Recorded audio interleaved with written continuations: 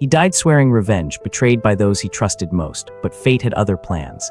Instead of peace and death, he reborns as the son of the woman who once finished. In his previous life he fought and failed, but now with knowledge of every betrayal, every plot, and every weakness he sees a world where he can change his destiny. Born into a noble family that once scorned him, he now carries the heart of a killer and the mind of a strategist. Surrounded by nobles who doubt him, he stands taller than ever before, ready not just to survive but to rise, to dominate, and to make every enemy regret crossing. This isn't a reset. This is revenge rewritten with power, precision, and purpose. Welcome to the beginning of his true journey. In a world divided between humans and demons, long ago the two races lived in peace and even helped each other from time to time.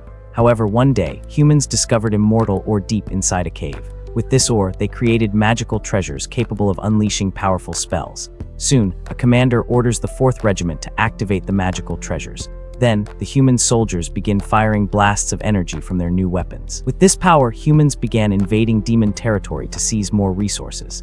They took over 90% of the land and injured many demons. However, the heavens decided to balance the combat power between the two races. That is when our protagonist was born to change the game. He raises his hand and begins concentrating a massive amount of energy. Red energy grows stronger and stronger around our boy. Before him stands an entire army of human soldiers ready for battle. With a single strike, he launches a powerful beam toward his enemies. Our hero's attack surges forward, utterly destroying the battlefield. The commander and his soldier are shocked by what they just witnessed. From a distance, they see the trail of devastation caused by the boy's attack. A tremendous explosion rocks the very center of the soldiers' formation.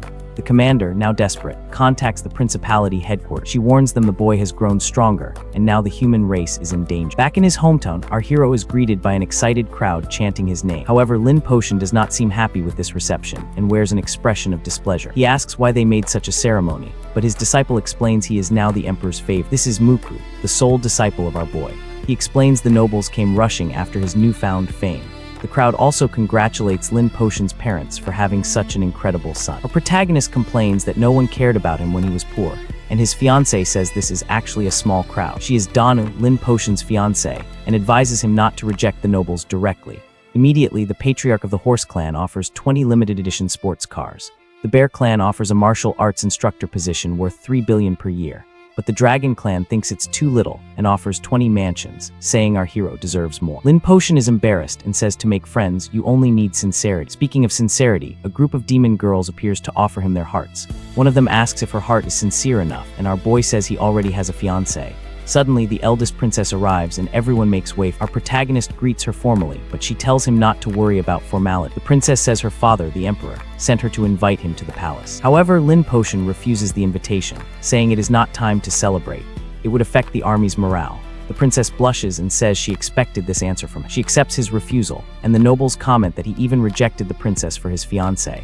Apparently, someone didn't like that at all and broke the 20-centimeter heel of her shoe. Suddenly, a young woman from the Horse Clan loses her balance when her shoe's heel breaks. She was wearing a very flashy red dress during the fall, but our hero, with his quick reflexes, catches the woman in midair. He gently asks if she is all right after the big scare. The woman confirms she is fine, and the people watch the scene from afar. But the leader of the Bear Clan misunderstands everything and is left speechless. He shouts that Lin Potion has a secret fetish for horse girls, and the gossip spreads like wildfire. Then the demon girls start putting on horse ears to please our hero. The leader of the Dragon Clan orders his men to find girls who are already ready. Our protagonist is furious with the media, and his disciple tries to calm him down. After the commotion, Lin Potion's parents say goodbye and go to cook. Night falls over the city, and the mountains become covered in clouds. Meanwhile, the demons celebrate another victory and the strength of their lord. Our boy and his fiancée stroll through the city, enjoying the fireworks. The entire city is festive, with lights and celebrations everywhere. Muku says goodbye to go see the lion dance and says he'll meet them at home. Lin Potion goes to fetch his parents, and Danu promises to wait for dinner.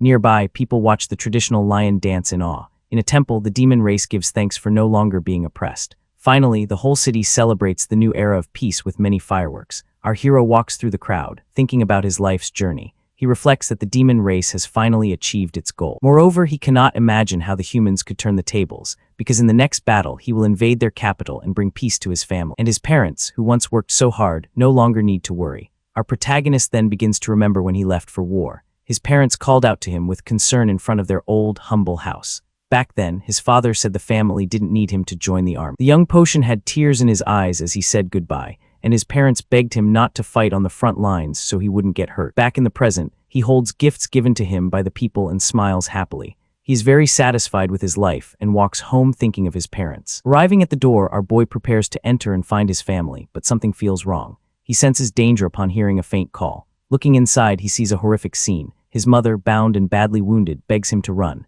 His parents are tied up and severely injured amidst great chaos. With his last strength, his father also pleads for his son to flee. Suddenly, a powerful energy blast is fired directly at our protagonist. Is shocked and terrified by the surprise attack. Then, with a heart full of hatred, he unleashes a wave of explosions. Our hero then realizes there was poison hidden in his parents' cups, and a purple smoke begins to rise through his body, showing he has been infected. From afar, a girl laughs diabolically, celebrating that he fell into the trap. She reveals she created 300 types of deadly poisons especially for our boy. This girl is Zairui, humanity's #1 poison master and creator of the plague. She and her companions watch the poison spread through the mountains. Meanwhile, the army of human soldiers kneels in reverence. They stand before the image of a man with red eyes and a large beard. This is Wang Feng, the demon-sealing king, and he orders everyone to attack. The soldiers then prepare their weapons, aim at our protagonist, and fire a volley of immortal ore bullets with full force. Our boy is hit by several shots at once and is badly wounded. One shot manages to pierce his arm and he feels immense pain. Even poisoned and missing an arm, he continues to fight bravely. A soldier comments the poison is working, as he normally wouldn't be injured. Another shot comes his way, but he prepares to counter. The soldiers shout they must seize this chance to finish. Our hero then uses all his strength to fly away from the battlefield. However, he is not fleeing. He looks down with a gaze of pure vengeance. But a huge green energy cage appears and traps him in the sky. Then, a ceiling array with lanterns in the sky is activated against our hero. The soldiers prepare for the attack, as all the magical treasure ropes have been gathered. With this, our protagonist is bound by numerous energy ropes and cannot move. The soldiers receive the order to pull the ropes with all their might. Our boy's face fills with rage as he tries to resist the trap, but the force is so great he is yanked downward, destroying part of the mountain. Seeing this, a soldier orders everyone to prepare to end him once and for all. Yet, even bound, our hero raises his hand, which begins to glow intensely. He is dragged into a dark pit by the energy rope still holding him. Suddenly, his hand shines even brighter, preparing a powerful counterattack. He realizes the ambush and, with a punch, opens a hole to escape underground. But beneath him, another magical treasure, the Hankun cloth, awaits to seal him. Then Zairui orders the magical treasure regiment to attack together. One soldier takes the chance to thrust a spear into his stomach, and others pin him down with their weapons, ready to deliver the final blow to Lin Potion. In response, our hero joins his hands and activates his demonic magic. A golden energy erupts from him, taking the form of a large, bright flower with the 1,000 birds technique. Soaring, he creates a massive energy vortex. The attack hurls the soldiers away and creates numerous firebirds across the sky. The soldiers realize it's an escape technique and order the capture of all the birds. The firebirds explode with full force against the green energy net. One manages to slip through a small gap and flies away rapidly. Soon, the birds merge and transform into a warrior with a monkey's tail. Our hero finally lands on the ground and seems to have escaped the trap. He celebrates the success of his escape plan and breathes a sigh of relief. But then Zairui appears in the sky and asks where the boy thinks he's going. Our protagonist looks back, frightened, realizing he hasn't escaped at all. From afar, Muku screams for help and summons the demon race's elite. He points to the mountain and warns everyone about the attack on Lord Lin Potion. Meanwhile, the villainess greets our boy with a terrifying smile. Our protagonist's face is bruised, and he seems to have lost hope. With the boy defeated, she asks if he has any last wishes. He says that throughout his military career, he never harmed a civilian. He continues, saying his parents and his wife were also just ordinary people. The villainess is surprised and says she was just being polite, as she didn't expect an answer. But our hero pleads for her to please leave the other demons in peace. Then, Zairui reveals that the plan to end his family was her idea. Our hero is in shock as the villainess says his existence is a great threat. She explains his genes are a danger to all of humanity. She raises her weapon and declares his entire family must be eliminated. Immediately, a soldier radios her to give a mission report. He informs her that 43 relatives of Lin Potion's paternal grandfather have been captured. Another soldier reports that 57 relatives from his mother's side have also been subdued. Furthermore, the family of his fiancée Danu has been seized, and she screams for him to run. Without a hint of remorse, Zairui orders her soldiers to finish them all. Then the soldiers attack the helpless demons, who scream in pain and despair. They also fire their guns at the civilians without mercy. A terrible scene unfolds as many demons are gravely injured. Screams of agony fill the mountain as fire spreads. With everyone eliminated, the villainess dismisses her soldiers, and the mission is complete. Our hero no longer has any strength left, and his consciousness begins to fade. In his final moments, he apologizes to His Majesty the Emperor. He laments that the demon race was so close to achieving peace. He also apologizes to his family for not giving them a good life. He then remembers his fiancée, who since childhood asked him to marry her. Our Our protagonist has a memory of when they were kids and shared a kiss, and he remembers her father chasing him with a broom for seducing his daughter. In his final moments, our hero laments not being able to marry. His fiancée Danu lies lifeless on the ground alongside the other demons. Ants are already beginning to crawl on her face as his vision darkens. He tells Zairui that demons have a legend about reincarnation. The villainess mocks him and says maybe in the next life. With a cruel smile, she promises not a single chromosome of his family will remain. Our boy's consciousness fades, and he sees shining coins falling. Suddenly, he wakes up in a strange place covered by these coins. He is in a paper boat on a river with other souls and asks where he is. Then a mysterious creature appears and says this is the path to the afterlife. The entity introduces itself as King Yanluo and confirms that Lin Potion is dead. Our hero is surprised, as King Yanluo really exists and he remembers praying to him. He asks if this is truly the path to the afterlife. Yanluo explains he must wait for his boat to reach the end of the river to reincarnate. To the boy's despair, this will take 500 years to happen. Lin Potion becomes furious and shouts he wants his revenge now, not in 500 years. For having been incredible in life, Yanluo offers a status addition program. Our protagonist doesn't understand and asks what that means. The king explains he can distribute points and attributes for his next life. Even the most excellent people who arrive here only get a maximum of 5 points. But to everyone's surprise, our protagonist is a very different case. He has 1,028 points. Without thinking twice, he shouts he wants time. Filled with rage, he begins pressing the button to speed up his reincarnation. Our hero says he can manage the rest with talent and hard work. He only needs time. He continues spending all his points to shorten the long 500-year wait. With this, his paper boat begins to accelerate faster and faster. He has already spent 68 points, and his boat gains an extra boost. Thus, the reincarnation time decreases to 471 years. Without stopping for a second, our boy continues pressing the button frantically. The other souls on the river are left behind, not understanding what's happening. His boat then transforms into a paper airplane, and the time drops to 312 years. He shouts it doesn't matter if he's born with nothing, because his vengeance is more important. Even if only his teeth remain, he will bite the necks of his enemies. Meanwhile, in the world of the living, Zairui goes into labor. Suddenly, our protagonist's boat now turns into a speedboat, cutting through the water. With 993 points spent, the time drops to 27 hours. The villainess's lackeys despair, as it's too late and they need a bed. Our hero's eyes shine with unshakable determination and pure hatred. His boat then becomes a rocket and finally reaches the end of the River of Souls. A light appears in the darkness, and our protagonist is about to be reborn. Our hero reaches the other shore of life and spends all his remaining points. He faces his rebirth with a gaze full of hatred and vengeance. A strong light begins to shine, and his soul enters the new body. The glow becomes so intense it blinds everything around, completing the transition. Meanwhile, in the world of the living, a man shouts that the baby's head is out. The doctor then holds the newborn and congratulates everyone on the baby boy. Our boy is confused and wonders if this is really his next life. He is handed to his mother and wonders if he is now human or demon. But upon seeing the woman's face, he is completely shocked and speechless, because his new mother is Zairui, the villainess who ended his past life. She finds him so cute she says she wants to eat him up, and our hero is horrified. Suddenly, King Yanluo appears before him and greets him again. The entity confirms the boy's reincarnation was completed successfully. However, now he will erase all memories of his past life forever. Our protagonist panics as his mother celebrates now having a son. Yanluo explains that she cannot see him and he shouldn't be offended. With his glowing staff, he touches the baby's forehead to erase his memories. Zairui is startled by the strong light emanating from her newborn son. Then an energy explosion occurs, throwing the lackeys far away. The king is pulling with all his might the memories from our boy's head. The memories of our hero are pulled out in bubbles of energy. He realizes his power is also being extracted along with the memories. The boy refuses to lose his chance for vengeance and reacts with everything he has. With his tiny hand, he grips King Yanluo's staff firmly and does not let go. The king says erasing memories is standard procedure and mortals cannot resist.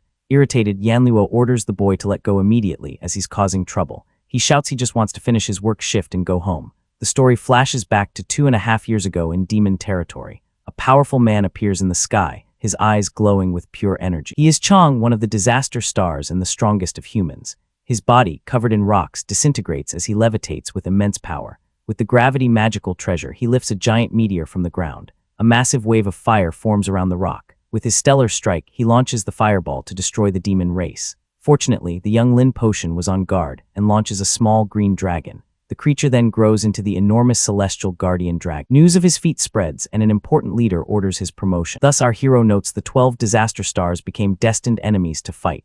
Another star, Lenank, created a giant tsunami to drown the demons. Amidst the crowd, our protagonist prepares to face the wave. Our hero concentrates great blue energy in his hand. he only managed to seal 2 of the disaster stars. With his power, he sealed Lenink within the giant tsunami. Another star was Master Zen Hank, creator of earthquakes.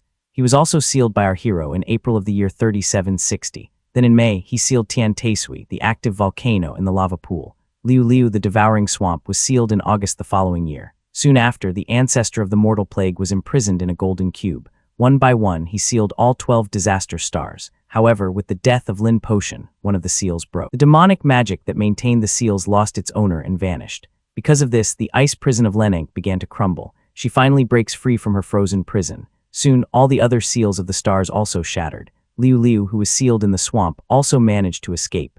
Master Zen Hank breaks the chains that bound, and so all 12 disaster stars of natural disaster became free once more. Back in the afterlife, the baby says they were lucky. He then grabs the staff and begins collecting his memories and powers back. A red explosion of energy sends King Yanluo flying. King Yanluo is shocked and cannot believe what is happening. Then, with great strength, the baby begins to pull the beam back. With a final tug, he manages to rip the needle from his forehead. Yanluo is irritated, but then remembers a crucial detail. Half of the boy's power was used to seal the 2 stars. He shouts for Lin Potion to stop being arrogant and look at himself. His baby body cannot handle so much magical power at once. Before he removes the needle, he will consume himself completely. The king shouts that his past life is over and he should accept it. However, the baby makes a face of pure fury and refuses to give up. An explosion of power bursts from him in many different colors, and all this energy concentrates into a very bright ball of light. Our protagonist says he will never accept his fate. He reminds Yanluo that, according to legends, he only oversees reincarnation because the gods have their tasks clearly divided. Therefore, Yanluo cannot interfere in the affairs of the living world. Thus, our hero will scatter his power cores throughout the world. When he grows up, his memories will guide him to recover his power. Moreover, he doesn't believe he was reborn as the enemy's son by coincidence. Finally, he promises to settle the score with King Yanluo himself. The baby then scatters all his power cores across the world. Meanwhile, King Yanluo only watches the comets of energy flying everywhere. People fight to seize one of these powers for themselves. One boy even shouts for his brother, who chased after one of the comets. An official celebrates, thinking he will now be the strongest. That night, the demons saw the cores crossing the sky. They looked at the lights that once belonged to Lin Potion. Everyone stood still, not understanding what was happening. Soon after, the population realized the sad and unacceptable reality. And Muku, our hero's disciple, screams in despair for his master, for their great hero had fallen and his power fell to the earth. In the afterlife, King Yanluo continues watching everything from afar. He looks at the baby on the ground and says the boy was incredible. Our protagonist is exhausted and his eyelids grow heavy. His consciousness weakens and his past life memories fade. Soon he closes his eyes and seems to have finally lost the fight. Nearby, his new mother Zairui is fallen but still conscious. She then crawls with difficulty across the dusty ground. With a frightening smile, she stretches her hand to grab her son. With a gaze of pure malice, she finally reaches the baby. The baby thinks he is forgetting the woman's face, but it doesn't matter. When he grows up, he will recover everything and she will pay for what she did. Meanwhile, the soldiers don't understand the explosion and just want to survive. But suddenly, Muku appears, crying and screaming for vengeance. He attacks the soldiers with his magic, and one of them tells Zairui to flee. With his thorn whip, he punishes all the enemies around. The boy then wipes out all the troops still at the location. Our protagonist recognizes his disciple and is surprised by his arrival. Muku charges with his whip toward Zairui and the baby. Our boy worries, because Muku won't be able to reincarnate again. Suddenly, the whip turns against Muku and binds him tight. The attack also hits Zairui, who curses the baby with hatred in her eyes. Muku is trapped in his own thorns and writhes in pain. Even suffering, he continues with a determined and furious gaze. He remembers his master teaching him not to hurt the weak. Lin Potion also advised him never to become like the humans. Back in the present, Muku screams in pain in his final moment, and his body is completely destroyed by his own magic. Our protagonist watches helplessly, unable to aid. With a malicious smile, Zairui uses an escape talisman to get away. A great explosion occurs on the ground where Muku was, and only the remains of his thorn whip are left at the site. Muku then looks at the hole and realizes it's all over. He stands alone in the middle of the battlefield, desolate and sad. The boy cries for having lost his master and his parents with the death of Lin Potion. The demons propose peace to the humans. However, humanity does not accept and begins a counterattack. But our hero had already prepared a response for this. He injected all his remaining power into the celestial guardian dragon. The dragon then reaches its maximum size with immense power. The creature dives into the earth and causes a great tremor. The ground around the demon's capital begins to crack, and suddenly a giant dragon emerges from the depths of the sea. The demons are frightened by the creature's appearance, and the entire capital begins to lift from the ground. With its strength, the dragon carries the city into the sky. It coils around the city and carries it far away, placing chunks of earth on its back like a boat. The city now floats in the sky on top of the dragon. The The dragon then flies into space with the city on its back. Forest animals watch the dragon pass in the sky. It flies majestically over the ocean with the city on its back. The celestial dragon roars with power, showing its might. Following Lin Potion's final wish, it carried away the 4 greatest demon cities. Thus, the demon race gained a chance to breathe and recover, and the 3-year counterattack led by Lin Potion failed. The war between the 2 races then enters a new chapter, and our protagonist is reborn as a cute and innocent baby. His mother, Zairui, watches him with affection and finds him adorable. The baby then holds her hand and she melts with love. With a smile, she thinks in that moment she has only one desire. She will protect her son for his entire life, no matter what. And so, time passes in the snowy summer palace. Zairui walks alone through the snow on a cold, dark night. She wonders why it's snowing and feels very lonely, as all the guards and nannies went home for the new year. Suddenly, a child appears in the snow and calls for her. Our hero, now a little boy, runs to hug his mother. She scolds him for going out in the cold and for not tending to the stove. Our protagonist falls silent and seems sad at the scolding. He then holds a pot of hot water with a smile on his face. He has a container that keeps the drink warm for his mother. The boy offers sugar water to Zairui in the middle of the snow. She worries about the fire at home and questions him about it. The little boy apologizes, saying he only wanted her to be happy to see him. A man explains the boy ran home 3 times to keep the water warm. The footprints in the snow show all the effort he made. Zairui is moved and laughs, saying he left her speechless. She asks why he didn't just wait at home, and he says it's different. With the pot in her hands, she smiles fondly at her son's gesture. He is happy she drank it all and asks about a head on the ground. The story shows a flashback of him admiring his mother in her laboratory. In another memory, they eat together and he says it's the best. Our boy says he wants to marry her, and Zairui laughs at the situation. The servant calls them perverts while the mother continues to laugh. The scene changes to an amusement park with a Ferris wheel in the background. The two are having a great time at the top of the ride with big smiles. But a man whips a demon who is forced to spin the Ferris wheel with his strength, and another demon is forced to spit water like a park fountain. Ignoring all this, mother and son slide down happily on a water slide. They then enter a haunted house, and the guide says the monsters are real. She explains they bought demons to be punished for their sins. The guide adds that they don't feel pain and are just acting. After that, mother and son have a blast on a roller coaster and also go down a giant slide with smiles on their faces. Tired out, the two end up taking a nap on the park grass. Later, our protagonist falls off a swing, and his mother runs to help. Zairui then lifts him into the air with a look full of tenderness and love. At night, they watch television together, sitting on the living room floor. The news reports that a demon official named Li Dage staged a coup. Because of this, the demon emperor and his family have become prisoners. Experts say he may persecute the former allies of Lin Potion. The anchor laments that the greatest power of a demon minister has fallen. The news then recalls the case of Lin Potion's family from many years ago. Our boy comments that the entire family was eliminated because of that. He finds it strange that his mother is laughing, and she says even the humans thought it was excessive. That night, Zairui sleeps peacefully under a full moon, but our protagonist is awake with a terrible headache. Suddenly, the next day, he sees a plate of food with a very strange appearance. Zairui asks what's wrong and says it's 5-colored demon meat. Our hero is shocked by the food and can't even touch the chopsticks he's holding. He tells his mother he has no appetite, and that lately he feels very strange. The boy feels he needs to do something important but can't remember what it is at all. Moreover, he always dreams he is surrounded by the bodies of his clan and his beloved family. His mother Zairui is surprised and asks in an animated tone if he also has a wife. She even questions if he likes the fiancée more than her, and the boy says it's very different. He feels he would be willing to give everything for the girl he can barely remember. A memory surfaces of his fiancée Danu hugging him with great affection and love. Friends around them tease him, saying our hero is all red with embarrassment. The girl smiles and says he likes her while others comment she is the most beautiful. But the good memory turns into a nightmare, and the girl appears trapped in energy wires and bleeding. Back to the present, our boy is in shock to see the coconut in front of him. His fiancée's head floats over the dining table, begging him to save her from that horror. Our protagonist screams in terror and wakes up in the middle of the night, sweating coldly in his mother's arms.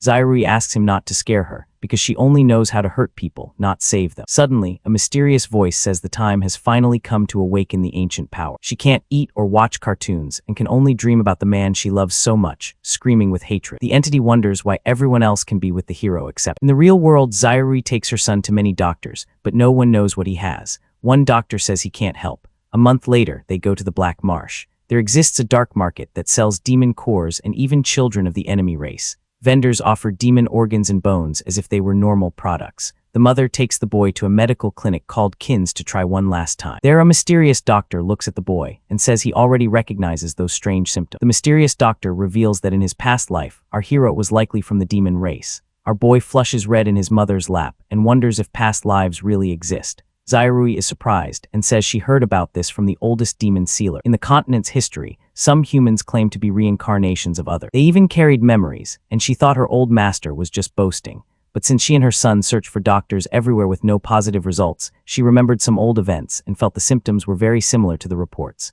That's why she went to her master's hometown to try her luck with the witch doctor. The doctor confirms that ancient texts do speak of this very strange illness. The residual power from his demon past life rejects his current human body. So it's no wonder the boy has symptoms of fever all over his body.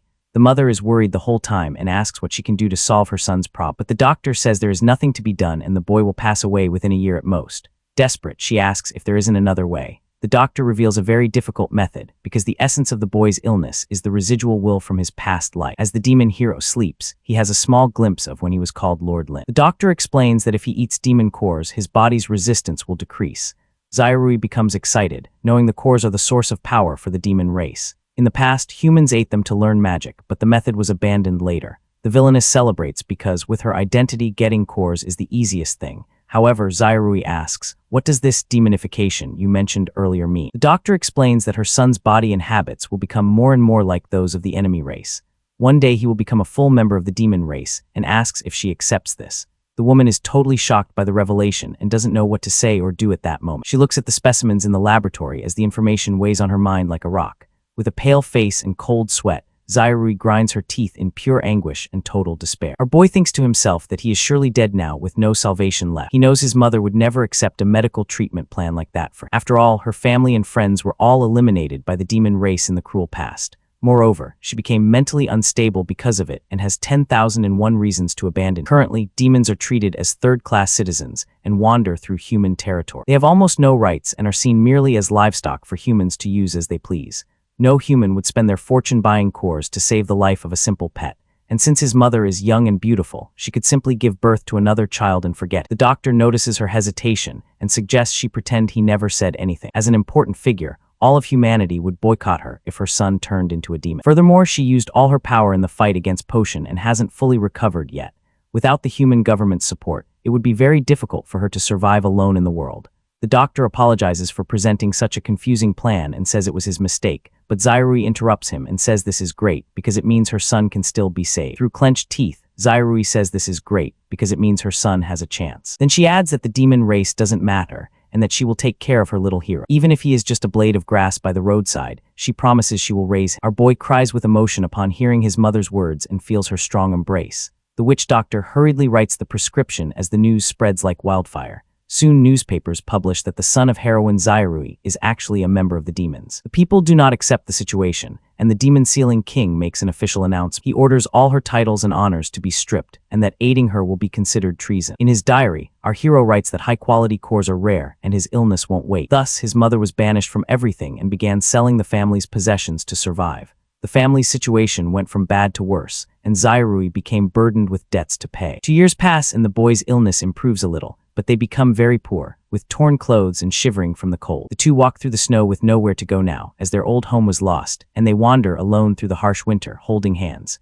Our protagonist walks with difficulty through the deep, icy snow, feeling very cold. He asks if Alan can no longer conjure flames to warm them there. Zairui falls silent, and the boy realizes his question was a big mistake. As soon as he questioned that, our hero immediately regretted speaking, because poison-type magical treasures work by using the user's future combat power. His mother already spent everything she had to defeat Lin Potion and to get the cores.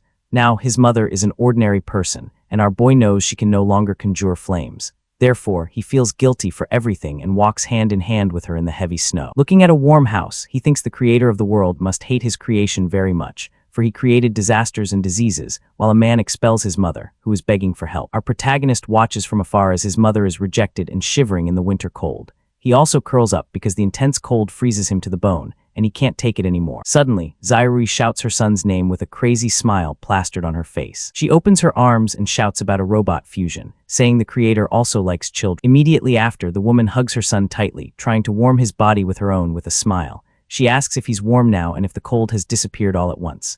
Moreover, she says she is the strongest demon sealer of all and can do anything. The boy cries, worried about his mother, but believes she is omnipotent, just like the creator. That night, Zairui wakes little Tian with a surprise she brought for him. She shows a warm sweet potato she managed to get for their dinner there. With a shout of joy, the woman says he must be starving and offers the food, explaining she visited several houses and only one family gave the potato after much begging. Our hero, who hasn't eaten for days, hears his mother asking him to eat, but he asks about it. Zairui says yes and breaks the potato in two to share with her dear son. She gives him the bigger piece and says she wouldn't let herself go hungry because she needs to take care of him. Finally, the boy eats the warm, fragrant sweet potato while his mother watches with great affection. Suddenly, a figure approaches their shelter with legs all injured and bandaged.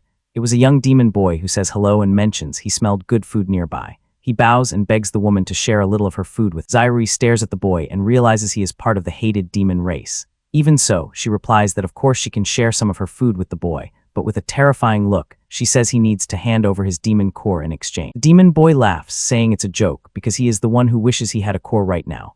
If he had one, he could trade it on the black market for a lot of food for his family. That way his sick sister wouldn't have to go hungry anymore. Zairui is left speechless. She asks why he doesn't open his eyes, and the boy says he is a blind and pathetic monster. Hearing this, the boy realizes she is human and asks not to be hit for approaching. The woman is shocked that someone would beat him, and the boy confirms that humans hate them. Being blind, he doesn't know if he's begging from a demon or a human, and that decides his fate. Zairui reflects on the demon race and all she went through because of them before. Meanwhile, our hero thinks surviving in that world is a very difficult task. The demon boy senses an aura and asks if they are also from his race. A chance, the mother answers that she is human, but her baby is part of the demon race. Her expression changes, filled with a profound sadness about the whole situation. Soon tears begin to stream down her face as she thinks about what to do. Finally, she breaks the sweet potato again to share with the hungry boy in the snow. Zairui offers a piece of the sweet potato to the boy and tells him to take it without fear.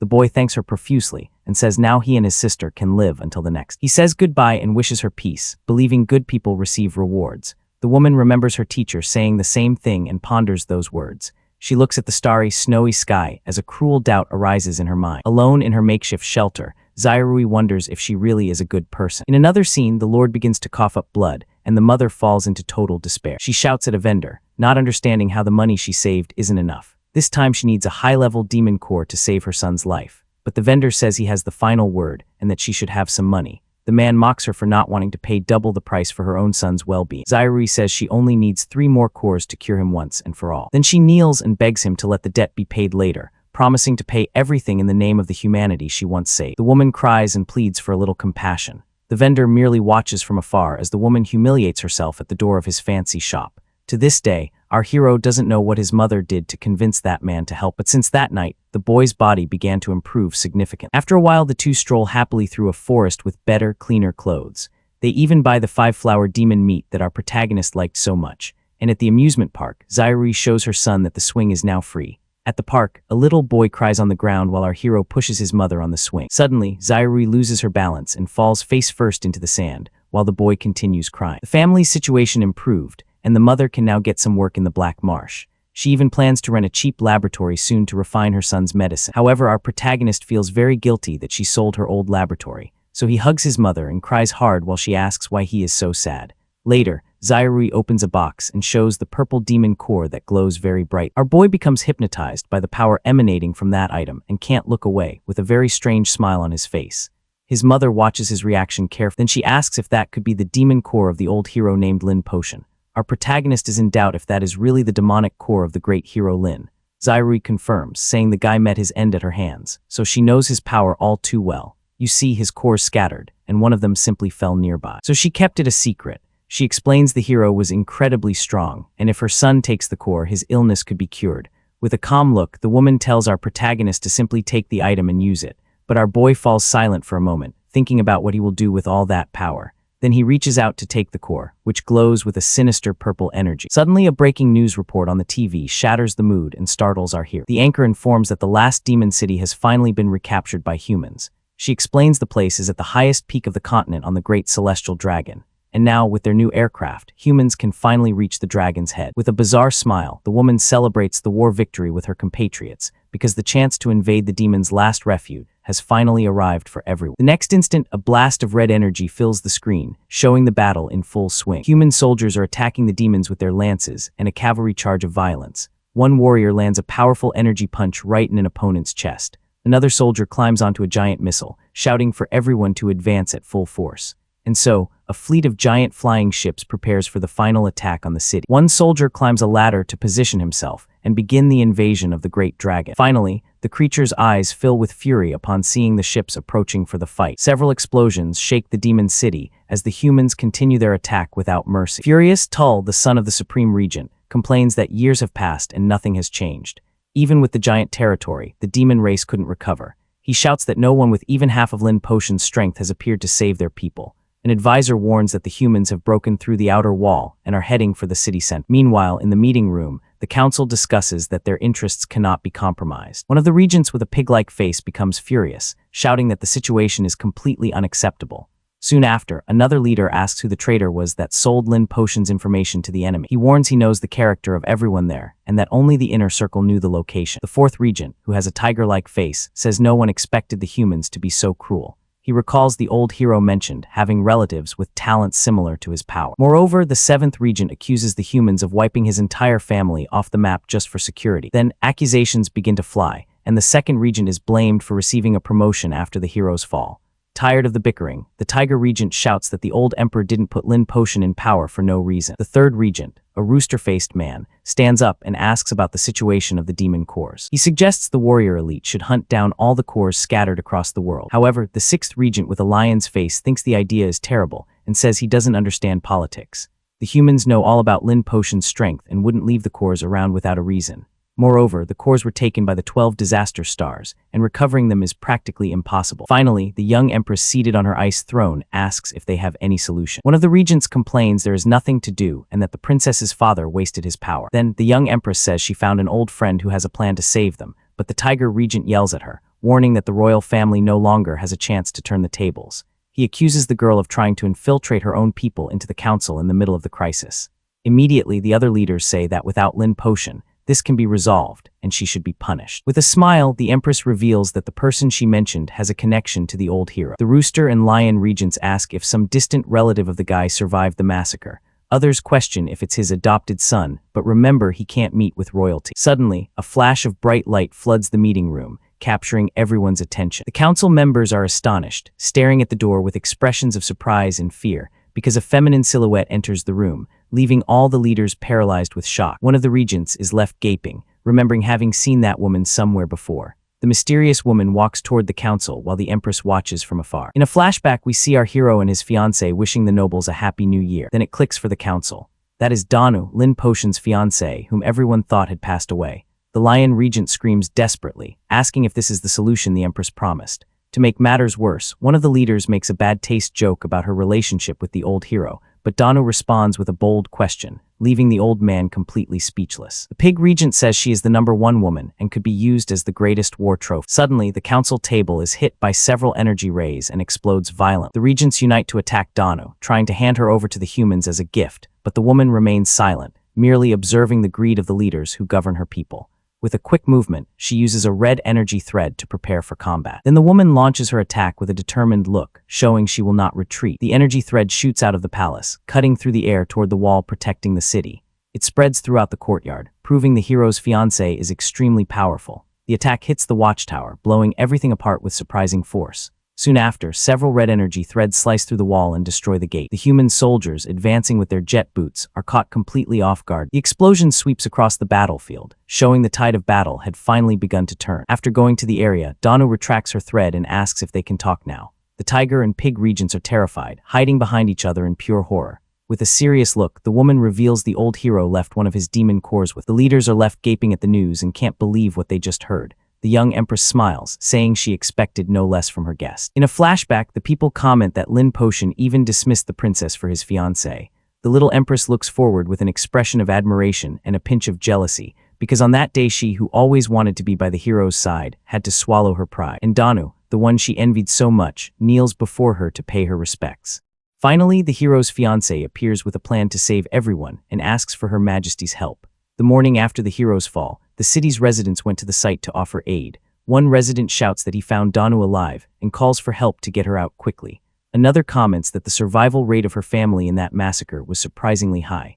A doctor says one of Lin Potion's cores fell nearby and may have protected them all. The woman holds the last gift from her beloved, crying with immense pain and longing. With a bruised and bandaged face, Danu refuses to believe he is truly gone, Since his body was never found, she became one of the few who still held onto hope. Alone in the rubble, the young woman cries, calling for her beloved with a completely broken heart. She tells her parents that a great ancient demon also used that technique to escape. Then the woman begs them to let her go after the cores and try to save. Screaming, she says she is his wife and needs to find his body, no matter the cost, right now. The Empress reports that she didn't see Danu for 4 years after that farewell, because the woman traveled through human territory to gather all the information she could. Moreover, the hero's cores followed his wishes, ending up in his most cherished places. The young Empress watches from afar, knowing that the stronger the core, the harder it is to refine. Even the greatest demonic master would need a gigantic effort to control that power. And when Danu left, she was just an ordinary citizen with 0 combat strength. Now the woman has returned far stronger and more powerful than anyone could have imagined. The little Empress wonders what the woman went through all those years to change so drastically. Finally, Danu reaffirms that the hero left one of his cores with her for protection. The pig-faced regent is completely shocked, screaming in surprise at Danu's revelation. Soon after, 2 leaders invite the woman inside and ask someone to bring a special document. In the middle of the city, people shout and point to the sky as the council meeting is broadcast. The council members take their seats, preparing to hear the woman's plan. The crowd doesn't understand why they are holding a meeting at such a critical time. One of the regents holds a magic mirror that shows the entire meeting room to the public. Dan explains that her identity cannot be revealed, which is why she is wearing a hat. She also says the situation is urgent, and her proposal needs to be executed immediately. One leader asks what her plan is to save the demon race from annihilation. The woman replies that the method is simple. In 15 minutes, they will drop the floating city. The impact will crush the human capital, and the demonic power will shatter the tectonic plates. That way, the entire demon race will perish, along with over 80% of humans. The people watching the broadcast are shocked, calling the woman insane for having such a plan. They also complain that the meeting is being broadcast at such a delicate time. In the council, the leaders begin to argue, and chaos erupts in the meeting room. One regent even lights a cigarette in the middle of the fight to try to calm down. The lion regent and his companion argue, trading accusations about the current situation. Suddenly, the rooster-faced leader punches the table, shouting that the idea is complete nonsense. He turns to Danu and starts cursing her, but is interrupted by one of his colleagues. With a smirk, the leader named Doli says the woman's proposal is actually very good. Doli realizes the woman's plan is just a threat to force the humans to retreat. Danu praises the regent's intelligence, saying they have good political sense. In the crowd, people begin to talk about the possibility of a peace treaty with their enemies, but Doli explains they tried to communicate with the celestial dragon for many years. However, the giant creature never paid them any attention and doesn't follow any orders. The woman says that's exactly why she is here and that the dragon is the key to everything now. The creature is the personification of the hero's core and only obeys his demonic power. Even with 2 cores, she can only use 30% of its total power. The people watching the broadcast are shocked by this revelation, calling the woman a genius. She explains the dragon won't be impressed by her power alone and needs the council's help. That's why she wants royal authority to force the warriors and priests to lend her their strength. Thus, she will gather the power of the entire race and channel it into herself to control the dragon. With their combined strength, she can finally give orders to the creature and turn the tide. And after the attack, no human government will simply accept the result of mass destruction. So Danu says they just need to be brave and leave the rest of the plan to her. But the crowd complains this is just a gamble and the humans might seek revenge. The woman agrees it is a gamble, but claims she has a 70% chance of success. Then she gives the people 2 options: choose her gamble or the certainty of defeat. The crowd falls silent, thinking about what they will do next in this difficult situation. Suddenly, one of the demons raises his fist and shouts that they must fight the human. People shout that it doesn't matter if there's no peace treaty, because they will be wiped off the map anyway. Moreover, they are tired of being oppressed by humans and want to fight to the end. The defeated soldiers stand up and say they will follow the orders of the woman in red. And so the entire demon race unites, shouting they will fight the humans with everything they have. One council member stands and shouts that they must fight, but Danu silences him. Leader Doli finds the plan interesting, saying it's been a while since he's seen something so bold. He asks the speaker to begin the vote that will decide their future. The speaker adjusts his glasses and starts counting the votes for the woman's current plan. He asks those against to raise their hands, and Leader Doli is the first to do so. The people watching the broadcast are tense, anxiously awaiting the voting result. The speaker counts the votes and announces the result, 699 to 1. With the majority of votes against Danu's plan, her proposal is completely rejected. The woman is in shock, not understanding how her idea was shot down so easily. The speaker repeats the result, confirming the current bill will not be approved by the council. The crowd becomes furious, not understanding why they won't bet on a chance at victory. With a serious look, Danu says they have no reason to refuse her proposal. Leader Doli calls her a genius for having such a good plan in a situation like this, but he reveals the fate of the demon race has nothing to do with the council members. the nobles can simply pay taxes to the humans and obtain immunity for their families. He then informs the poor masses that to the humans, they aren't even worth fertilizer because their financial situation traps them forever in the demon race, leaving them no choice. And with no other option, common people always think of protecting and fighting for their own. Leader Doli concludes by saying the poor love their nation, while the rich choose theirs. Danu questions why the elite would risk a 30% chance of being eliminated. The council members agree the risk is too high and not worth it for them. With a cigarette in his mouth, Doli states their mortality rate will always be 0%. He criticizes the woman for thinking she can change the world with a little power and strategy. The other leaders complain it is they who pay the taxes to fund the wars. With a serious look, Dan realizes strategy and passion alone will get her nowhere. The leader calls her an idiot, just like her fiancé, and says his end was already sealed. From the moment the hero became strong and decided to restore the demon's glory, his fate was writ. He also tells her not to hate them, because the entire noble class of their race wanted him out of the way, and even if they hadn't acted, the other council members would have taken care of. Feeling a tinge of pity for the woman, the leader advises her to think carefully before presenting a plan there, because in a way, that meeting room can be more dangerous than the human army. Danu remains silent as the smoke from Doli's cigarette rises in the tense air. He asks if she has another plan, and then immediately says it's better to just accept reality. Then the leader stands and suggests everyone organize their finances for what is to come. Finally, he ends the meeting, and the broadcast is cut, leaving the people in total despair. People scream that the hero was betrayed by his own leaders, and they are all doomed now. Suddenly, an explosion hits the wall protecting the demon city squarely. The impact opens a giant hole in the wall, and dust rises high into the dark night. The residents scream in terror, telling everyone to run because the humans are invading. Soon after, an army of soldiers in white and blue armor advances through the city. Human warriors attack civilians with their energy weapons, showing not the slightest mercy. The massacre begins, and demons are cut down one by one, with no chance to defend themselves. The city plunges into chaos, and the residents scream for help as they try to survive the attack. With a serious look, Danu tells everyone to wait a minute because she isn't finished yet. She says the meeting isn't over and she has a new plan to present to the council. With a confident smile, the woman asks if the leaders would like to hear her new proposal. The council members are surprised, wondering if she really has another plan up her sleeve. One leader tells her to spit it out, hoping it isn't something impossible to approve. Danu says she also didn't want to come to this point, but now it's time to radicalize. Then she presents her first condition, a full pardon for all her war crimes. The regents mock her, saying everyone who gains power wants to use it for personal gain. The second condition is that the entire demon race must cooperate with the plan to attack the humans. Leader Doli is confused and asks what her objective is with all these demands. Finally, the third condition, she will take half of each council member's assets for the war effort. One leader becomes angry, shouts that he's already tired of this woman, and attacks. The Tiger Regent yells that the woman is wasting their time and tells her to go to hell. Suddenly, several red energy threads cut through the air, striking all the council members.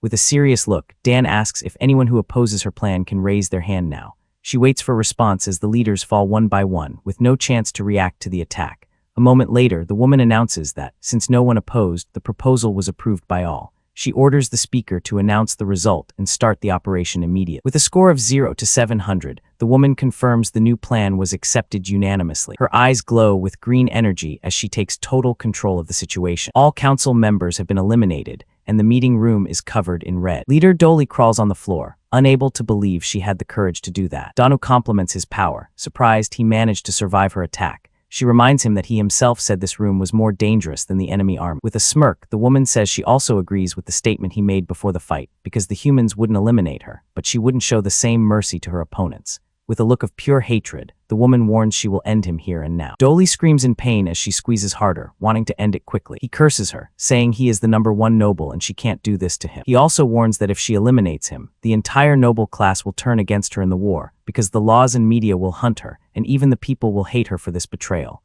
But Danu doesn't care, and the leader screams in agony as she squeezes his neck. Doli becomes desperate and begs the woman to spare his life for the hero's sake. He even offers to make her his concubine, saying he doesn't mind that she's a widow. But the man corrects himself, calling her a noble princess and begging not to be eliminated. With a cold look, Danu says her beloved is not gone and that he can try again in his next life. She tells him never to call her a widow again and squeezes his head with immense force. Suddenly, a loud impact sound echoes through the room. Alone in the hall, the woman says aloud that she knows her beloved is still alive somewhere, and with shining eyes, she promises she will deliver the entire demon race to him. Then, showing sharp teeth, the woman screams and summons the small celestial dragon with all her strength. A moment later, a giant dragon with green flames appears in the sky, urging everyone to listen. In the year 3768, a new law was added to the council. The demons threatened the humans with mutual destruction to force a peace agreement. But the human race only agreed to talk when the dragon approached their capital. And so the two races finally reached a brief period of peace after so much war. In a flashback, our boy appears on the floor, trembling with fever and looking very ill.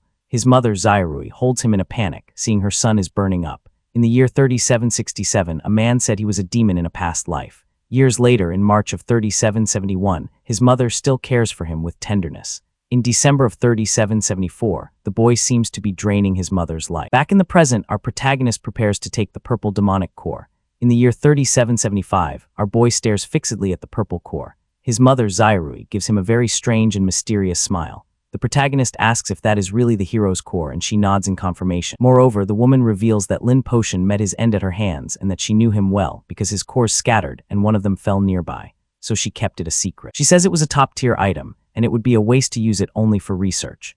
Zairui explains she didn't give him the core before because its power was too much for his body to handle. But now that he has consumed many cores, our hero can finally withstand the energy, and with the item's power, the illness that tormented him for years will finally be cured. She also tells him this specific core was located in the hero's brain and may contain his memories. Thus, he may find clues about the extermination case from his past life as a demon. And with a bit of luck, our protagonist might even remember who his enemies were. With a calm look, the woman tells our boy to take the item and use it now. But the young man falls silent for a moment, thinking about what he will do with that power.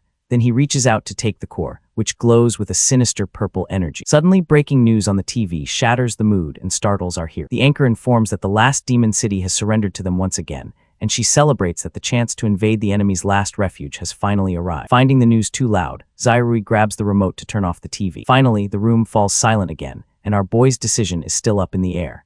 Zairui tells our boy to eat the core and finally be rid of his illness. Without thinking twice, our protagonist tosses the item into his mouth and swallows it. Immediately, he feels the energy of the purple core spreading through his chest. His mother asks if he is feeling better and if he has remembered anything. Suddenly, our hero's eyes widen, and he freezes in a state of shock. The woman is also startled by her son's unexpected reaction after eating the item. With a hand to his head, the boy seems to feel intense pain and is dazed. But soon after he says nothing happened and he doesn't remember anything new. Our hero even jokes that his childhood fever might have fried his brain. His mother raises the possibility that the hero may have stored his memories in another demonic core. The boy complains they could have sold the item to avoid so much hardship. She hands him a drink and says she has things to do and needs to leave. She also tells him to rest well because the core consumes a lot of energy. The door closes and our protagonist is left alone in the dark room, thinking about life. After a while, he gets up and begins writing in a diary about what happened. And as he drinks his beverage, he remembers everything his mother did for him in the past. Suddenly, a memory of him and his mother playing in the grass passes through his mind. Soon after, he sees the image of a man being tortured with green vines. Then, he remembers when he was a child drawing while his mother worked. Finally, several memories from his past life as a demon flood his mind all at once. A whirlwind of memories invades our hero's mind in one go. He then remembers the exact moment of his end at the hands of a pregnant Zairui. His body trembling with rage, our protagonist squeezes the cup tightly, shattering it into 1,000 pieces. Finally, he remembers everything and screams the name of the woman who betrayed Zairui. Back in the room, our boy coughs up blood while writing in his diary. The coughing fit is so strong he can barely stay seated in the chair. He ends up staining the entire notebook with blood, and his hand won't stop trembling. Fallen on the floor, he writhes in pain, remembering everything that happened. It turns out the demonic core now rejects his body with even greater force. The pain is so intense our hero ends up passing out right there on the floor. Soon after, his mother Zairui enters and calls for Tian, desperate upon seeing the scene. She doesn't understand how the illness returned and wonders what went wrong. Her eyes are then drawn to the blood-stained diary on the table. The hero approaches the notebook slowly with a curious look. Carefully, Zairui picks up the diary her son was writing in before, and with an expression of fear, opens the notebook to see what's inside. One page says he grew up, and his mother said the treatment was ending, but the next page is all torn and stained with blood. A day later, we see the two sleeping in the same bed, side by side. Our hero is actually awake and watches his mother with a cold look. He confirms she isn't moving at all, so he concludes she is asleep. The boy thinks his recent injuries have almost completely healed. Moreover, he reflects that if he doesn't get too emotional, everything will be fine. Then, holding a rope, he reveals he can't wait any longer to finish her off. He knows he can't beat her head on, so he'll take her by surprise. With eyes blazing with hatred, he lunges with the rope, screaming for her to die. But as he pulls the rope, he feels a strange resistance and becomes very confused. He doesn't understand what's happening, and his eyes widen in surprise. Then the boy notices the protective amulet glowing on his mother's chest. He remembers this type of item nullifies external force even when the wearer is unconscious. And with tensions between humans and demons, it's normal for her to be protecting herself. Realizing his plan failed, he decides to look for another chance to act. Our hero then goes back to bed and lies down as if nothing happened. He closes his eyes, pretending to sleep while his mind works on a new plan. The boy falls silent for a moment, thinking about his next steps. He had been awake the whole time and now cries silently in bed. Meanwhile, the newspapers announce that a new war is about to begin. In the streets, a boy sells newspapers shouting about the approaching conflict. But people seem not to care and enjoy themselves in a busy restaurant. Two friends even jokingly argue about who took all the demon meat. Someone then pours a spicy red sauce into the pot to season the meat. One of them eats it all with such gusto that his friend jokes he is a demon. The hot pot continues bubbling, full of delicious food. Observing the scene, our protagonist says he is ready for what's to come. He then states the white broth is his, as always. Zairui says the red, spicy broth is for our hero Tian. She also comments he isn't like other people and always liked spice. Soon after, the owner of the place appears and recognizes them, talking about a promotion. Then the woman takes the chance to warn that they might move to another province. The owner wonders why they would leave like that, and if it's because of the boys' school. Our protagonist says there are many reasons, but one of them is important. His mother explains that their province might go to war with the demons. The lady is confused and mentions the peace treaty signed years ago, but the province's leader is Queen Ming, who wants to expand her army for war. And with the new spiritual ore, their power has grown suddenly. Because of this, Zairui advises the owner to leave the city as soon as possible. However, the lady doesn't want to move and says these war rumors are old. She says she can't move every time, and the woman says the decision is hers. Our hero then becomes interested in the restaurant's membership card, and Zairui remembers the first time they went there on her son's birthday. Back then, she was the only one who didn't complain about their dirty, torn clothes, and the portions of food at their table were always larger than others. So she says her memory is weak, and the card will help her not forget. The woman even jokes she will report her if she doesn't accept the money, and the owner, Mrs. said, returns to work, bidding them farewell with a smile. Our hero thinks Zairui was right about the war, as her instincts are sharp. He then wonders if he should praise the woman for being worthy of having defeated. The boy realizes he needs to speed up his plans, because the demons won't protect themselves. Before returning to his old home, he has a very clear goal. With a look full of hatred, he swears to himself that he needs to finish her off first. Suddenly, changing his tone, he calls for his mother and says he is old enough now. Therefore, he asks her to teach him how to use the magical artifacts that exist, and with a determined look, he also wants to learn how to break these artifacts. The woman falls silent for an instant, merely holding her chopsticks. She observes for a moment, processing her son's unexpected request. Then, with a strange smile on her face, she finally agrees to the request. They then continue the meal in a tense and uncomfortable silence. Zairui says she will start teaching him starting the next day, with a sinister look in her eye. The scene changes and shows the mascot of the Province of Light giving a welcome. Shortly after, a man holds a magic mirror that shines intensely, and a blue energy chain is shown being held firmly. The image reveals a man with a golden aura and a serious expression. He is in the Prism Palace, the administrative center of the Province of Light. This is Queen Ming, and he asks about the situation while holding a hostage. His subordinates then inform him that the province has discovered an immortal ore deposit. Furthermore, he recalls that the woman in red saved the demon race in the past. But General Vermilion Gyro explains that her prestige faded with the peace. He adds that the demons have grown complacent and don't expect a new war. Queen Ming hears that demon enlistment numbers have dropped drastically, and because of this, their combat power is the weakest it's been in the last 5 years. Then the White Tiger General suggests waiting a few years before attack. He thinks it's better to wait until the demon race becomes even weaker. But Queen Ming's son, Kenner, questions his uncle's thinking. He explains that the humans have also grown comfortable with the current status quo, and the shadow of near destruction is fading from humanity's memory. Proof of this is that the desire to wipe out the demons has fallen from 99% to 78%. Kenner warns that their faction alone isn't enough to start a war. He suggests rallying the power of all the human provinces as they did before. At the very least, they need to consolidate all the power within their own province. Queen Ming complains that his compatriots are being numbed by the demons, and as long as they aren't eliminated, there will always be the risk of another Lin potion. Therefore, he believes humans need a fire to reawaken their hatred. With a determined look, he declares he will be the one to light that flame. To this end, he orders his son to make the military preparations while he unites humanity. The demon girl despairs as she is used as a kind of footrest. Queen Ming even asks her if his footrest is soft enough. She screams desperately, begging him to stop, and says he is very comfortable. Then he uses a light attack and finishes the girl off in an instant. Soon after, his son Kenner appears and refers to him as Queen Mother. His subordinates are completely shocked by that bizarre scene. Queen Ming merely observes the result of his cruel act without showing remorse. The scene changes to a spiritual plaque in honor of Ken Babel. It turns out this plaque is for his dear eldest son. He He explains that 5 years ago, his son was captured by demon scavengers. Because of this, his hatred for the demon race goes far beyond normal, as his personal vengeance for his son's loss is what truly drives him. Vermilion Gyro complains that the human emperor did nothing about the case. With a heart full of pain, Queen Ming cries out for his good son. Ever since, he names a demon queen every day only to eliminate them. This sick way of honoring his son and venting all his rage. And as of today, the count has reached exactly 1,800 queens. But for Queen Ming, this is still nowhere near enough. 1 month later, we see the great celestial dragon flying in the night sky, for the entire dragon continent still remains to be conquered. Back at the restaurant, our hero asks his mother to teach him to use artifacts, and with a serious look, he also wants to learn the method to break them. The woman, surprisingly, simply says okay and accepts the request. She then says she will start teaching him the next morning. Thus, the next day, the training begins and the boy releases a power. From inside a box, a purple smoke begins to seep out slowly. It seems that having inherited her genes, he learns everything very quick. Power then heads toward a hamster that was nearby in its cage. The little animal simply faints on the spot as the purple energy hits it.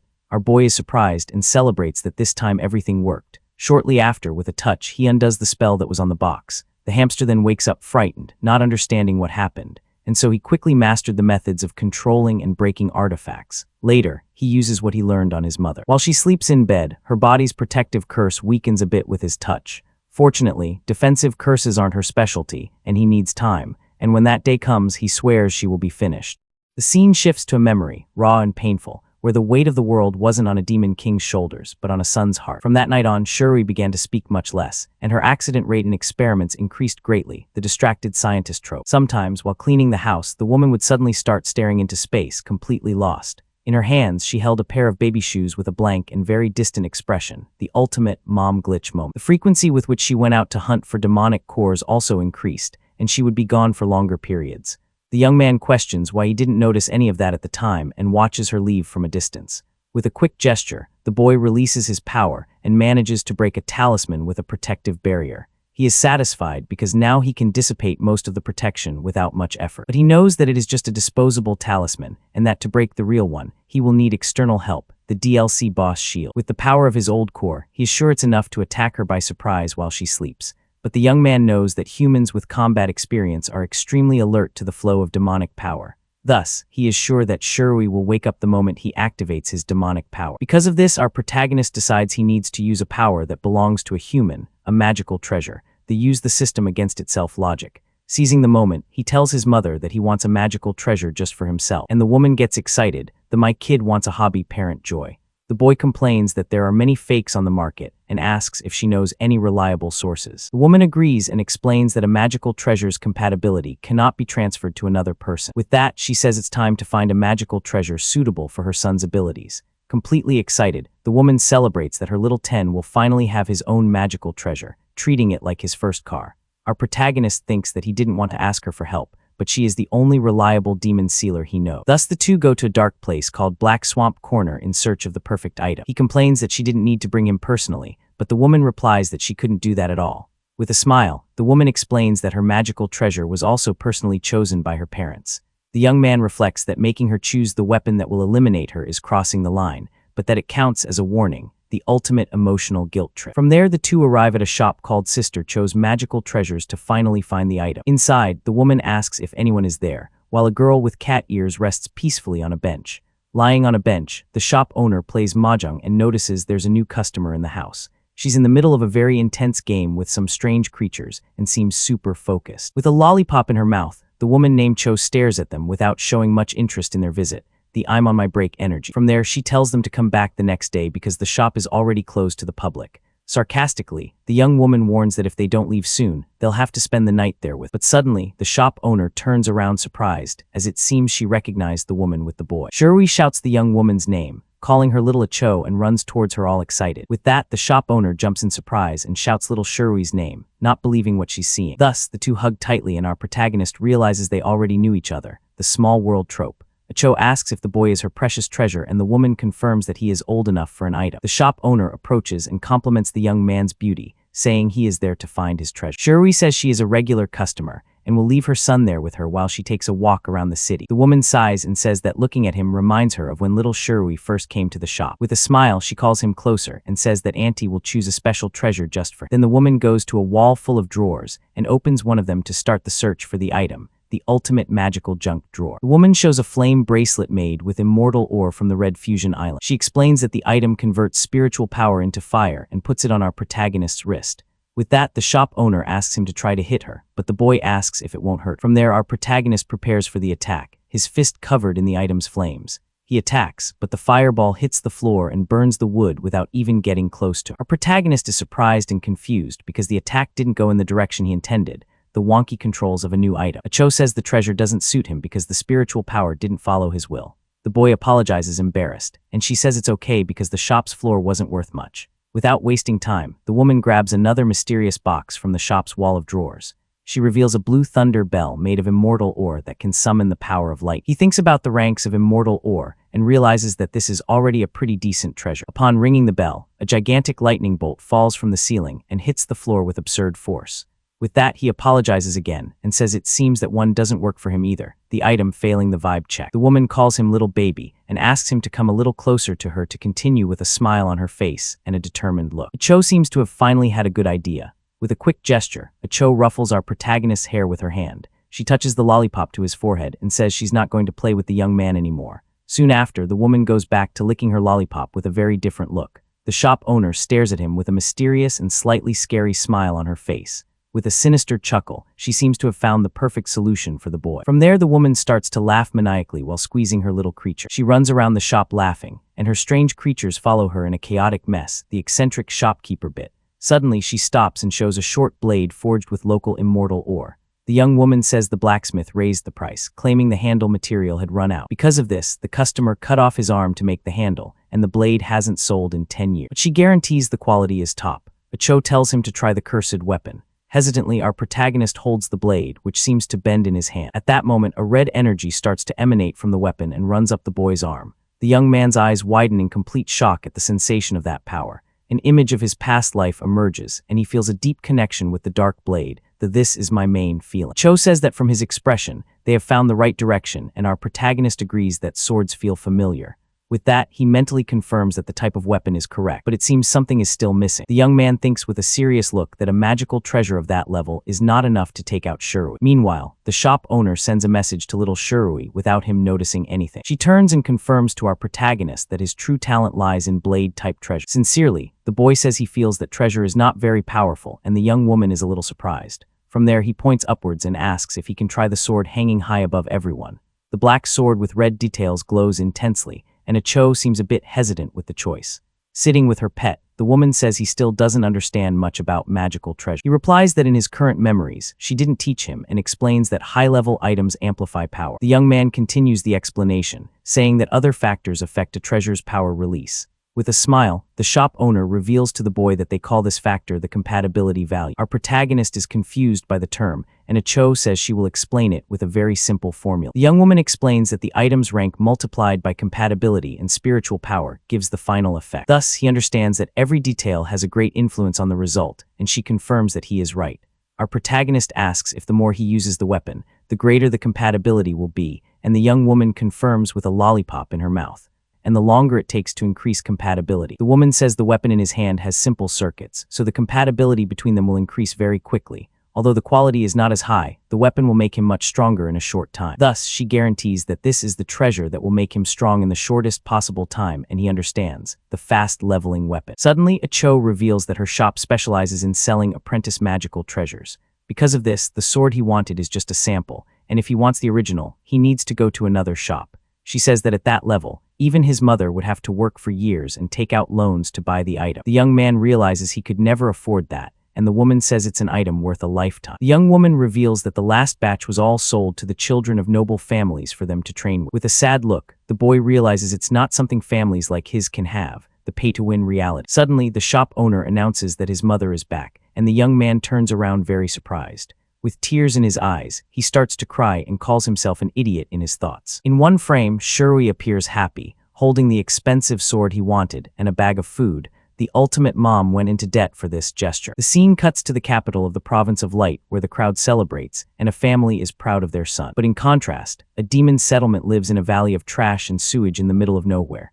a streamer appears and says that at his followers' request, he came to the demon race's settlement. On the live stream, he asks the crowd to follow him to see what happens in a place humans don't dare to visit. With that, the young man finds a pot with some kind of food cooking over a makeshift fire. He explains that demons boil bones that humans throw away with moss to eat again.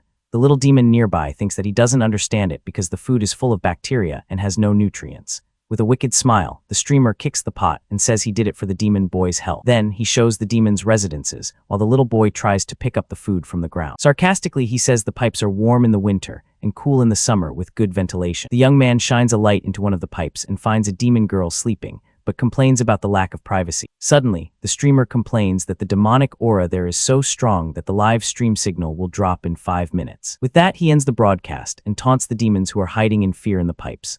After everything, the streamer says goodbye to his followers with a smile and ends the live stream. With that, the streamer gets punched so hard that he flies away with no chance to defend himself from the attack. Immediately after, a demon grabs him and says the cleanup is complete while throwing the young man's body into the sewer, the satisfying karma moment. The little demon boy remains on the ground, trying to pick up the food scraps that the streamer dropped earlier. Suddenly, the boy looks to the side and calls out for his majesty. Surprising the guard who was there, a hand holds a bowl of food and asks the boy if that was what he was eating. From there, Empress Kumia and the Empress Dowager Badashi appear staring at the boy. With a smile, the boy recognizes the Empress and asks if she has inherited the throne yet because he saw her on the live stream. Completely excited, he shouts for everyone to come out because the Empress has come to visit them personally. A demon who was cooking over a fire turns around shocked and wonders if it's really the Empress there. Thus, several other demons begin to emerge from the sewer pipes, shouting the Empress's name. A wounded demon runs crying and says it's really her because he recognized her from the wedding newspaper photo. In this way, a crowd of demons gathers before the royal family, moved by the unexpected visit. Far away, Kuning observes the whole scene through a magic mirror with a very satisfied look. One of his officials confirms that their intelligence was correct. While the emperor holds the mirror, the official explains that whenever the continent floats over a province, the princess visits the settlements. Kuning says mockingly that they don't know he has the Ceiling King's 9-turn reincarnation mirror. With the mirror, he can monitor any place in the province and observes the demon empress's visit. An official praises him for having infiltrated and says that the position of chief of the 12 stars should be his, but tells him to stop the small talk and prepare all the relevant personnel for the mission. Before his throne, the emperor announces grimly that their plan is about to begin. Meanwhile, Empress Kumia is shocked by the misery and says she has never seen anything like it. A demon boy explains, crying that they have many expenses and cannot afford anything. Another demon reveals that a glass of water cost 50 in taxes and food is even more expensive. With that, the Empress despairs as she realizes that this is pushing her people to their end. The boy continues saying that from time to time, officials from the royal palace bring food for the children. However, another demon reveals that in exchange, they take the girls with a human-like appearance for a while. The Empress shouts furiously that the peace treaty does not allow them to do such a thing. But a demon boy revolts and shouts back, asking what is the use of that treaty. The crowd becomes enraged and shouts that while the nobles live well, they are starving and freezing down there. Immediately after, someone throws something at the Empress and shouts that her visit is completely useless. One of the guards protects the Empress Dowager Badashi and curses one of the demons in the crowd. The people continue to throw things at Empress Kumia and shout for her to leave. With her head down, the young Empress stares at the dirty ground without showing any reaction.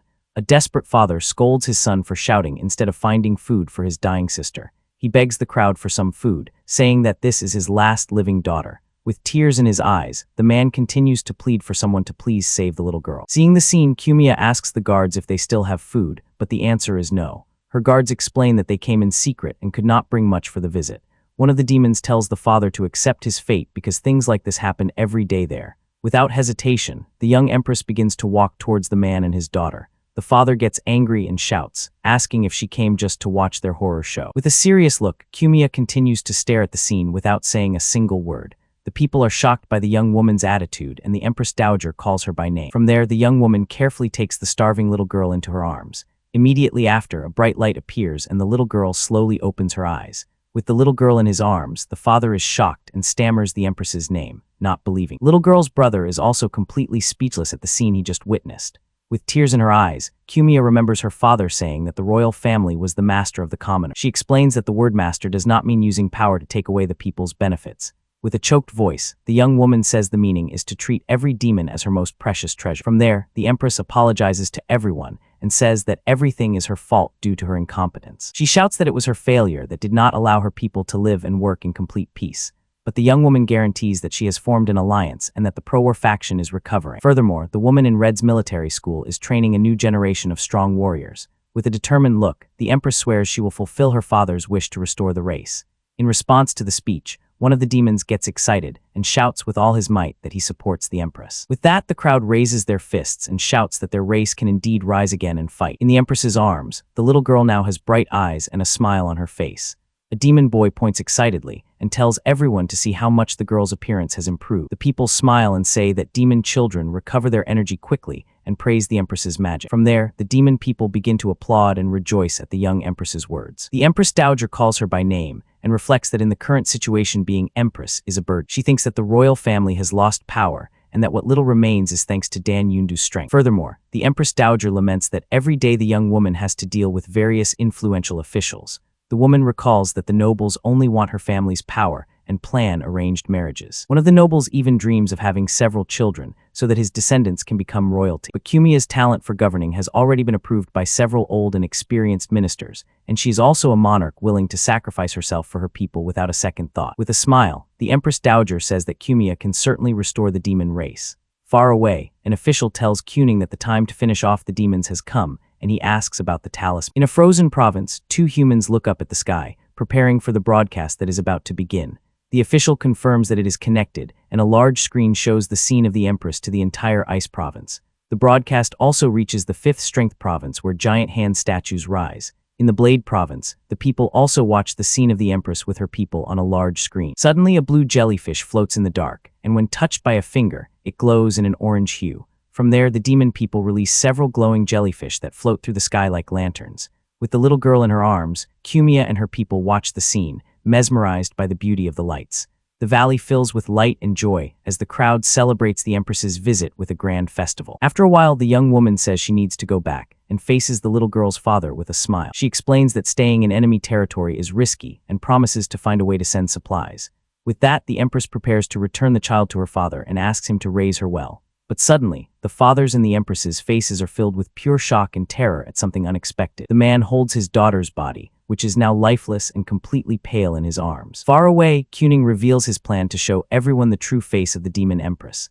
With his power, he controls her like a puppet, forcing the young woman to do whatever he wants. Thus, the Empress is forced to attack the little girl in her arms against her will. Seeing the scene, the Empress Dowager Badashi screams her daughter's name. Completely horrified, Kumiya also screams desperately for her mother because she cannot control her own body. One of the guards draws his shining sword to try to prevent the tragedy, but it is too late.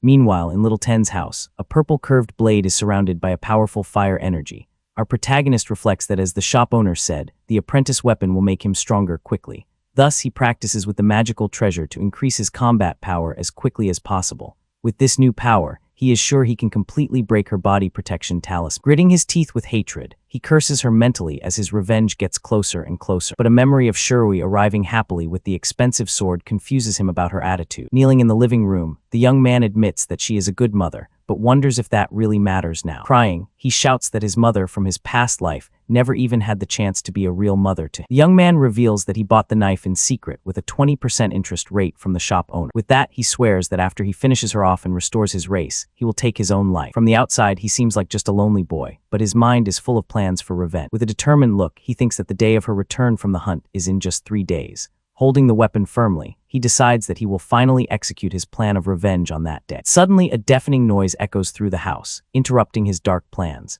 The ceiling explodes in a wave of blue energy, and the young man is completely shocked. Not understanding anything, the scene cuts to the guard advancing with his sword to protect the Empress from the unexpected attack. From there, the Empress begins to attack her own people without mercy in an uncontrolled massacre. Crying, she calls them useless, but in her thoughts, the young woman screams for everyone to run away. Being forced to attack, she continues to curse them while begging them to run as fast as possible.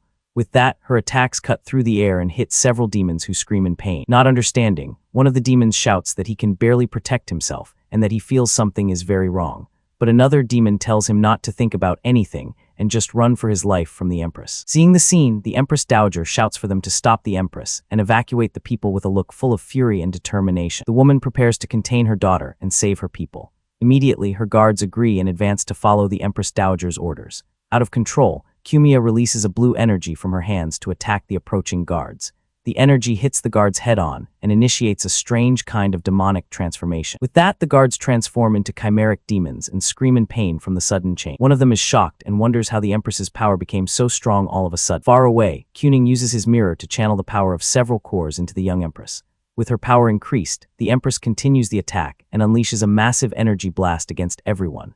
The pink energy blast hits the valley head-on, and the demon people scream in pain from the massive attack. In the midst of the chaos, the demon boy uses his healing core to try to save his wounded little sister. With tears in his eyes, he says he couldn't get food, but that he won't let her go because of an injury. Desperate, the young man shouts at his father and reminds him that his mother asked him to take care of both of them. With that, the father shouts for them to climb up and get out of that cursed valley as quickly as possible. At the top of the cliff, several wooden ladders are the only hope of escape for the demon people. Thus, the crowd runs desperately towards the climbing point to try to survive. Faced with the situation, the Empress Dowager Badashi shouts for her royal guard to resonate with her core. Immediately, one of her guards prepares for battle with a strange energy in his body. A sun symbol appears on his back, and the young man prepares to obey the Empress's order. Another older guard also activates his power, and a golden light begins to shine in his hand. But to everyone's surprise, the guard attacks the Empress with several blasts of golden energy. The blasts merge in the air and form a very complex and bright geometric pattern. From there, the attack transforms into a gigantic energy trap called the Empress's Matrix. With that, the guard shouts for the rat hiding behind the Empress to stop, as he has watched her grow up. He reveals that this is a high-level magic to protect the Empress, and that the barrier cannot be broken. Kumiya continues to attack relentlessly, but the golden barrier prevents her from hurting anyone. The attacks crash against the barrier and dissipate without causing any damage to anyone outside. Far away, Kuning is surprised by the magic's power and realizes he really can't break it. The Empress Dowager tells her daughter that now is the time for the demon race to develop. With tears in her eyes, the young woman says she knows how much her mother loves the race and has worked for it. Faced with the situation, the Empress Dowager swears she will not let anyone harm her daughter and her people. Kuning gets angry and decides to control the Empress Dowager to attack the golden energy barrier. Meanwhile, in the human world, life goes on as normal with people having fun at a night festival. A group of ladies dances lively with red fans, not caring about the approaching war. At a food stall, a boy orders a super spicy dish to enjoy the festival night. A couple dances together in the middle of the street while their friends watch them with smiles on their faces. But suddenly, a massive explosion occurs in the middle of the city, startling everyone present. The civilians stare at the sky, shocked by the explosion, not understanding what the heck is happening. Back in the valley, the demon boy shouts for a stupid human to stop staring and call his guard. The red smoke from the explosion dissipates and reveals a group of demons advancing against the humans. In the midst of the smoke, the figure of Kumiya appears completely covered in a black goo. With a dirty face, the young woman calls for her mother, who has been defeated, and is lying on the ground with the guards. The Empress Dowager calls for her daughter with her last bit of strength. While the other guards are lifeless, the humans scream in terror at the demonic power and ask for the Underworld King's palace to be notified. With a wicked smile, Kuning continues to control the young Empress with his magic mirror. Thus, the girl summons a gigantic blue energy creature to attack the human city. The demon people run in terror from the magic that advances relentlessly, destroying everything in its path. The creature reveals itself to be a huge killing dragon, and the humans scream in terror at its appearance. With its shining scales, the creature is colossal and prepares to attack the city with everything it has. From there, the creature explodes in a shower of blue energy flowers that hits the demons. The attack hits the demon people head-on, and they scream in pain from the Empress's powerful magic. Our protagonist decides he will act that day and prepares for his revenge against the woman. Suddenly, a deafening noise echoes through the house, interrupting his plans once and for all. From there, the ceiling explodes in a wave of blue energy, and the young man is shocked by the scene. From the midst of the dust, Shirui appears desperately and shouts for little Ten to run as fast as possible. Our protagonist turns around surprised and is completely shocked by the woman's sudden appearance. With a swift movement, the woman grabs him and pulls him close, preparing to protect him from the attack. From there, the wave of blue energy hits Shirui's back head-on with absurd force. Seeing the scene, our protagonist screams desperately for his mother, his face full of tears and terror, the ultimate plot twist that changes everything moment.